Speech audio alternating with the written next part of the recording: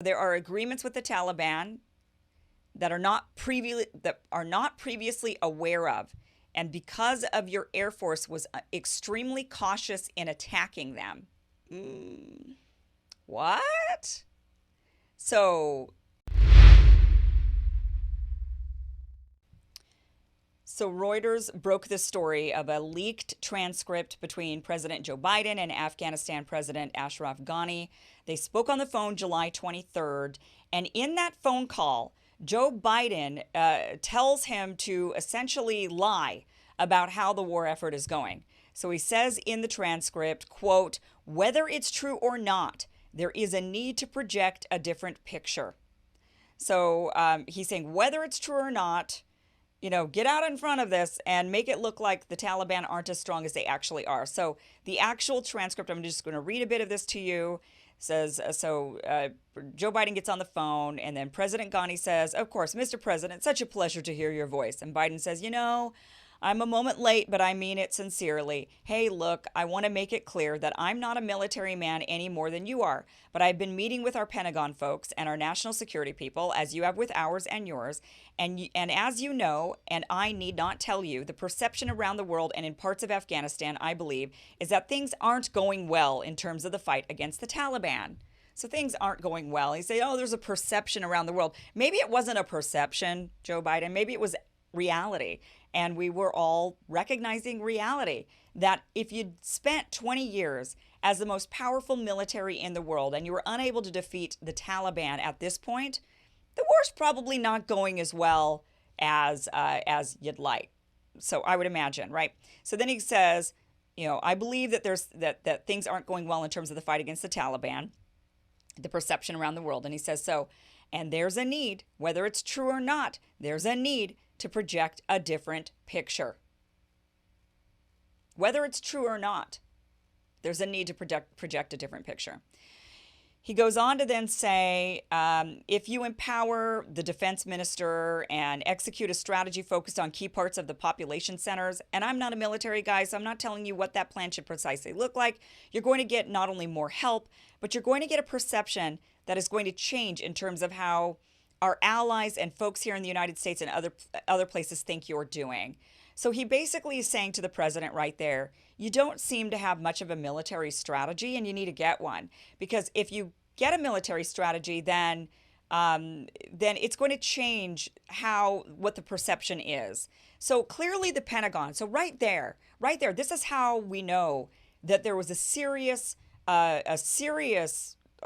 mess up when it comes to the evacuation, or even lack of evacuation, I should say, for the civilians and the high-risk Afghans. When Joe Biden is on this phone call July 23rd, and he's basically saying to the president, you don't seem to have a plan, and we would support you more, and we'd be able to give you more if it looked like you had a plan. And the Taliban is, we need to give up the perception that they're not doing as well as they actually are. So they knew that this wasn't going to work out. They knew that the Afghan forces were going to fall because they didn't even have a plan. They knew this. So if they knew that they didn't have a plan by July 23rd, then why would they evacuate the military without getting the civilians and the high-risk Afghans out first?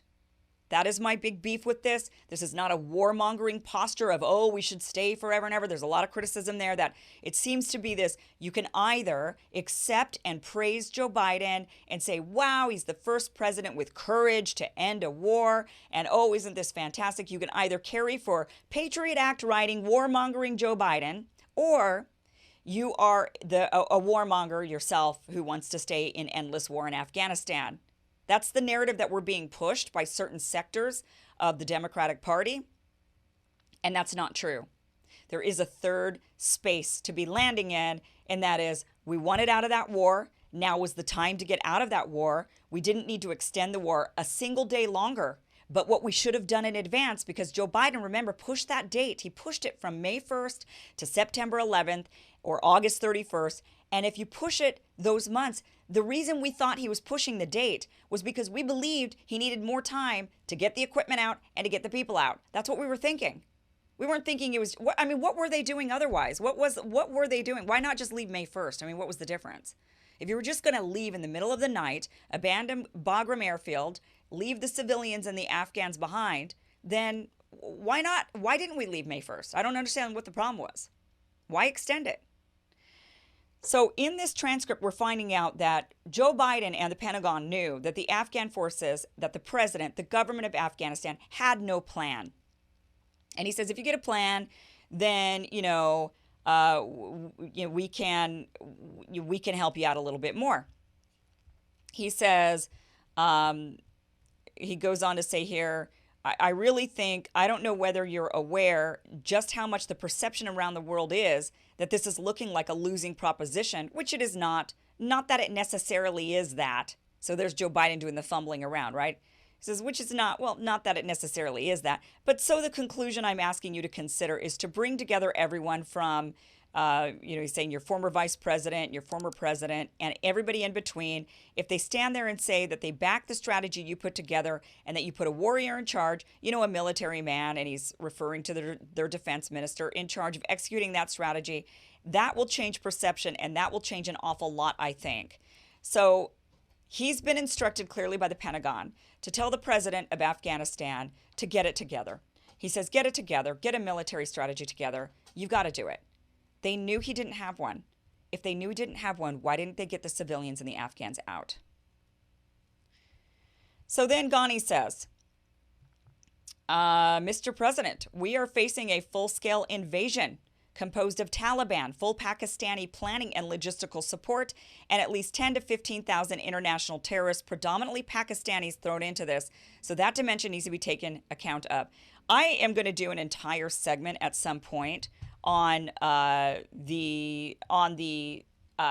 Pakistan and Pakistan's role in all of this, because I don't think I've heard a whisper about Pakistan, but all of my sources inside of Afghanistan are saying Pakistan did this, that this was all supported by Pakistan, that Pakistan is to blame.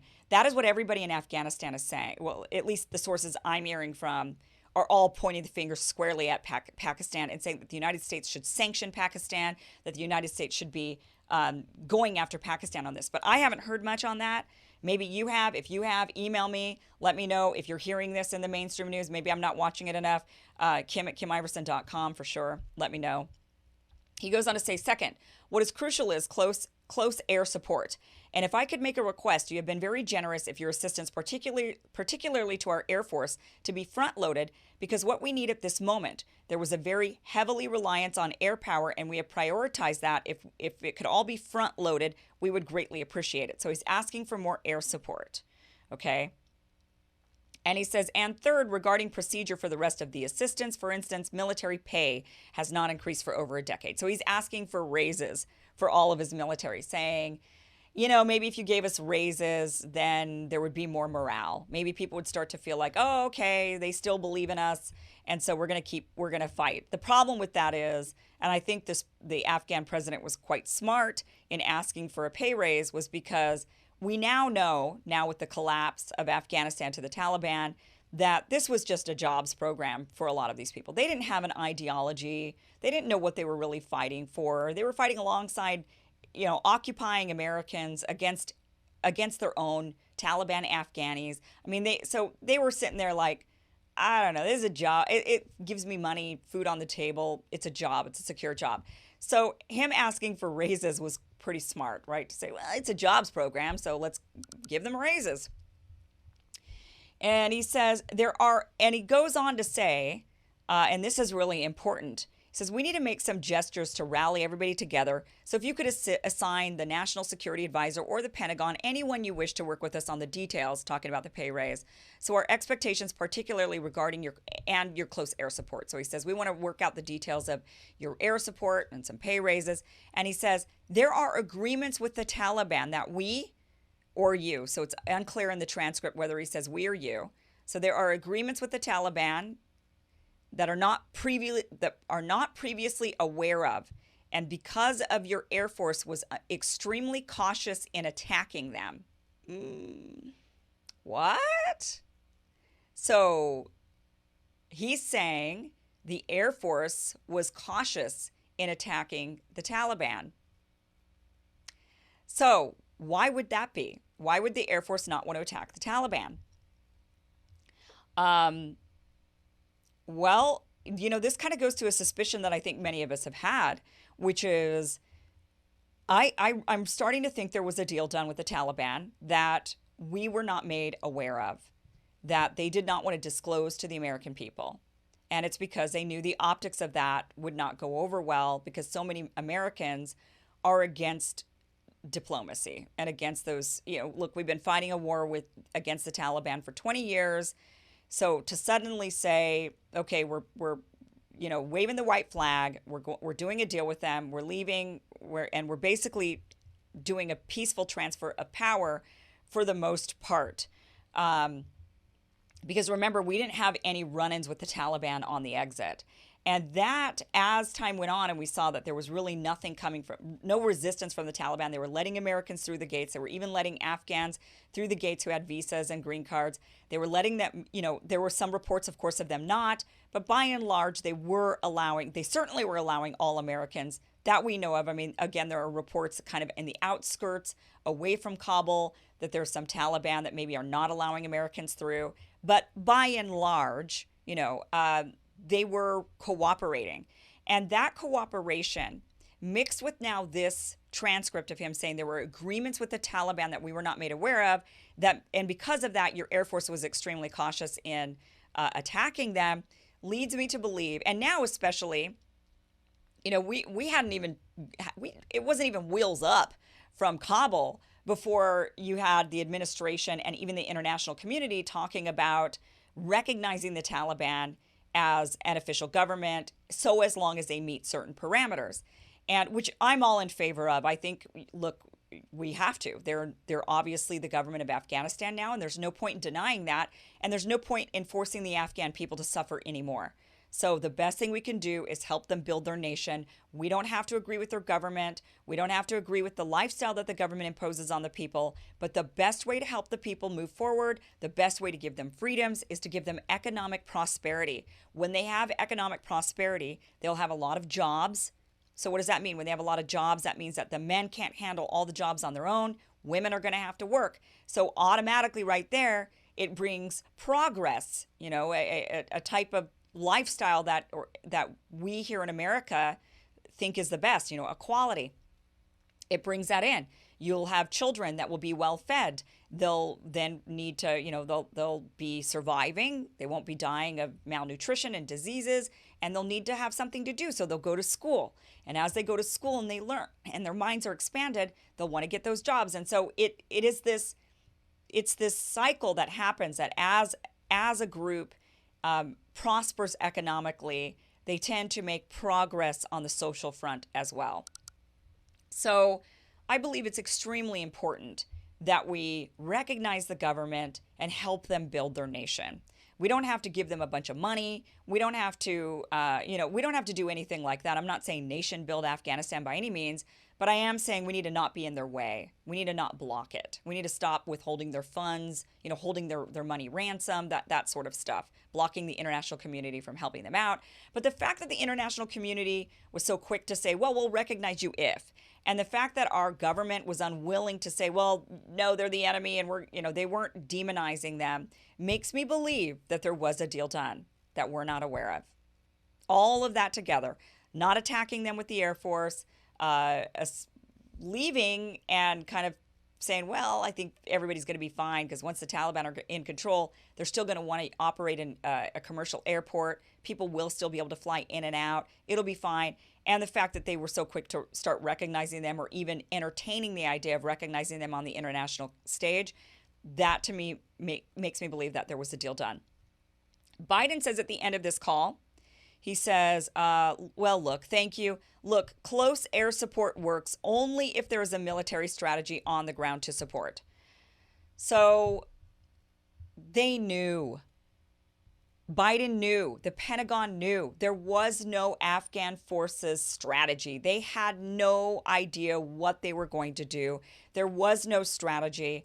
The administration was only willing to give them air support if they had a strategy, which they did not have. So how could they not have anticipated that Afghanistan would fall to the Taliban within days? How could they not have anticipated that if they knew, according to this transcript, that there was no strategy? There was no ground strategy to fight the Taliban. So this just goes to reiterate what I said 2 weeks ago, and why I'm so upset with Biden, the administration, why I believe Biden should why he should resign. Now, I don't think this is an impeachable offense. I don't know if he broke the law, but I do think he should resign. And because this is shameful. It's shameful to leave people in Afghanistan, civilians, when the military just up and leaves in the middle of the night. It's shameful to do that. And it's shameful to leave those people there, leading them to believe that, oh, don't worry about it. You've got months and months before the Taliban, if the Taliban even ever takes over the place, you have time. That was a lie. That was a face-saving lie. And these politicians and these top brass and the State Department and the intel community, they decided to save face. They didn't want to admit how poorly this war had actually gone. They didn't want to admit that when we left, our 20-year effort of trying to build up a government, a paper tiger, government in Afghanistan was an absolute failure, and that within days the Taliban would be taking over the place. And they also probably didn't want to admit that, well, we already know the Taliban are taking over the place because we made a deal with them. They didn't want to admit any of this. And because they didn't admit any of this, they left people scrambling for their lives. And even if it wasn't an actual fear, even if Americans are safe with Taliban, it's how do you know that? And how can you guarantee that? I mean, it is insanely frightening. And then you had all of these, I personally think, this is pure speculation, but I think that part of the deal they made with the Taliban was that they were not going to be evacuating very many Afghans. I think that was probably the deal. They didn't want a brain drain. The Taliban says, look, we want a country, we want to build, we want to be able to have good infrastructure and smart people around, and so we can't have a brain drain. You can't take them with you. You can take the Americans. You can take the ones that have green cards because they've already built families back home in America. Fine. But you can't take the rest. I think they made that deal with, again, speculating, totally speculating, but that's what it feels like to me. And yeah, the Taliban are definitely coming after certain people in that group that they're wanting to punish, but I don't think they're going to be punishing all of them by any means.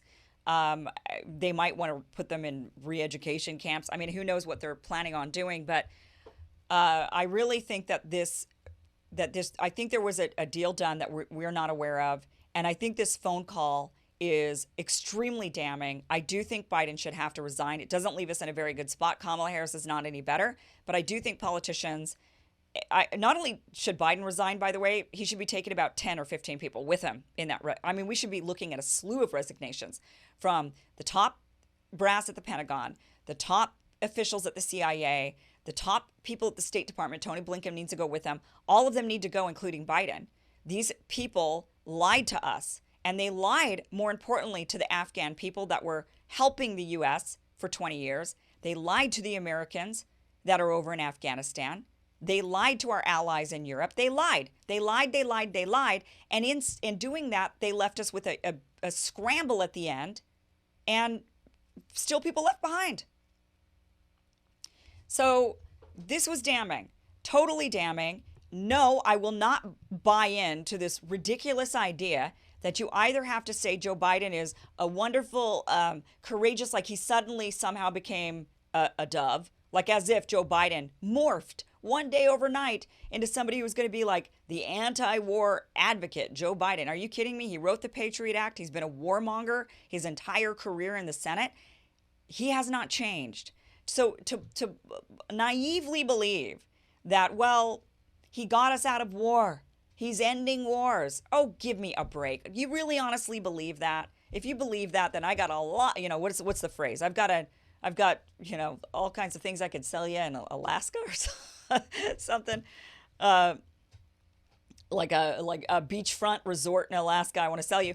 This type of ridiculous thinking that, oh, Joe Biden is suddenly this progressive leader that is taking the reins of the anti-war movement. He's going to shut down the wars. He's going to bring back home the troops. Give me a break. Okay, he's even said that they're moving to an over-the-horizon strategy in the Middle East. I don't believe that the U.S. will ever declare war again unless we absolutely have to. Like there's an absolute invasion of our territory in some way. I don't see the United States declaring war ever again with any country. And I say that because we don't need to anymore. What they've moved to, the strategies that they've moved to, these over the horizon counterterrorism style strategies don't require a declaration of war. They don't need to do that with the advancements of technology. I mean, back in the day, you had to actually draft people to go boots on the ground and fight a war for you. They don't have to do that anymore. They have drone warfare. They have high-tech warfare. I mean, they don't need humans. And because of that, they don't think they need to ever declare war. So ending wars is not really, I mean, we do need to end wars. We do need to bring troops home. But that doesn't make one a courageous leader who fought back against the military-industrial complex. I mean, give me a break.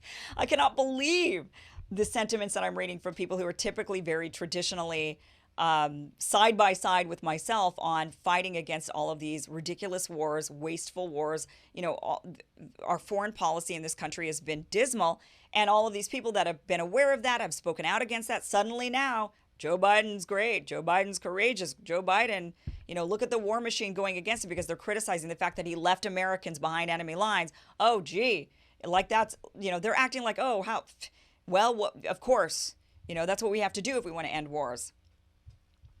Well, if you're going to end a war, do it the right way so that people don't criticize you leaving it. Don't leave the civilians behind.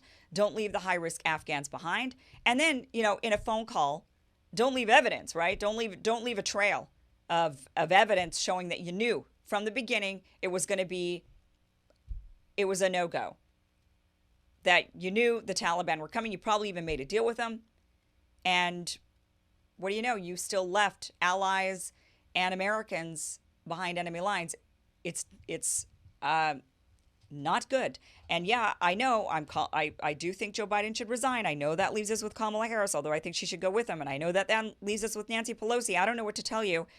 Not for long. At least it wouldn't leave us with them for long. I don't think they'd win a re-election in 2024. So, but I do think people should be held accountable. And this is a real stain on our nation. And even Donald Trump didn't do anything this bad in his 4 years. You know, everybody was screaming, saying, oh my gosh, this guy's going to be awful, and he's going to turn and he's going to side with our enemies. And I'm pretty sure Joe Biden and his administration did just that.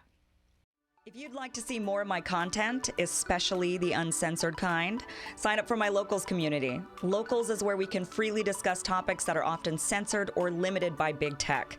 Not only will you get bonus segments not seen on YouTube, but you'll also gain access to my casual behind-the-scenes live streams, informative postings stacked with valuable information, and even just random fun pics and videos from my personal life. It's a way to support my show while getting more content. It's $5 a month for premium access and free for others. So go to my Locals page at kimiverson.locals.com.